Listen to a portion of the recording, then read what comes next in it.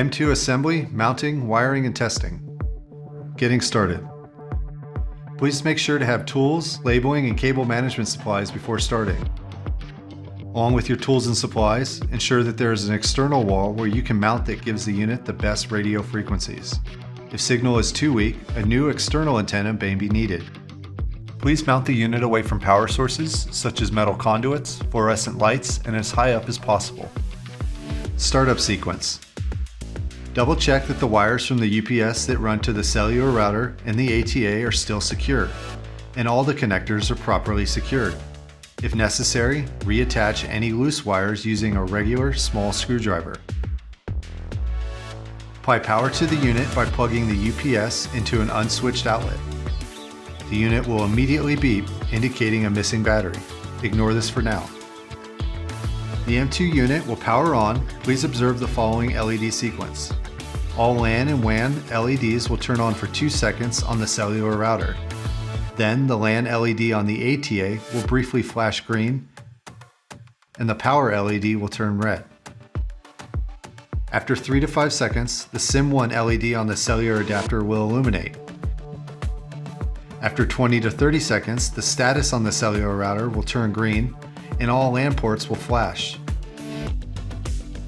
The connected LAN port to the router will turn on. Then the LAN port on the ATA will also turn on. The cellular device is now attempting to establish a cellular connection. After 1 to 5 minutes, the cellular LEDs turn green if there is sufficient RF signal strength at the installation site. However, due to factors such as network congestion, it may take as long as 10 minutes to fully connect. Once the cellular router is fully online, the connected and provisioned lines on the ATA will attempt to register, and the corresponding power LED on the ATA will turn green. Once the power LEDs have illuminated solid green, the unit is online and ready to have the telephonic equipment connected. Installation. The M2 unit comes with mounting screws to secure the enclosure to the wall. Please ensure all safety measures have been taken before securing the unit to the wall, such as unplugging the unit. Once you have finished securing the unit to the wall, attach the external antenna above the unit. Connection. After provisioning the unit, you will need to locate the on-premises analog lines. Following the instructions in the provided work order, relocate the analog lines from the site's 66 block and connect to the M2 unit's 66 block. Feeding the wire through the top tooth of the line, punching down the line. Repeat with the second strand, attaching through the next tooth of the line, then punching down the line. Repeat till all lines have been transferred over. Battery. Now you will need to connect the battery pack to the UPS. To accomplish this within the unit, you will need to push the top section of the UPS away from the bottom to expose the bracket.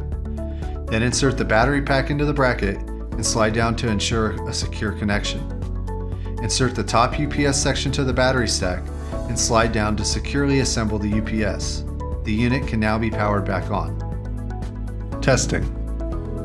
After the unit has been attached to the wall and powered back up, you need to have the unit activated. You will need to test the unit along with the equipment being monitored to ensure everything is functioning properly.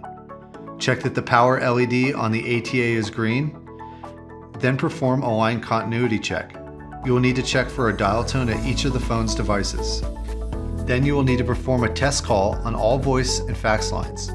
Lastly, check the status of the E911 location by dialing 933 for each line.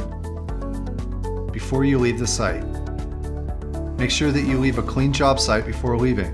That includes all trash removed and proper cable management, securing all cables to the wall. Lastly, ensure all devices have proper labeling.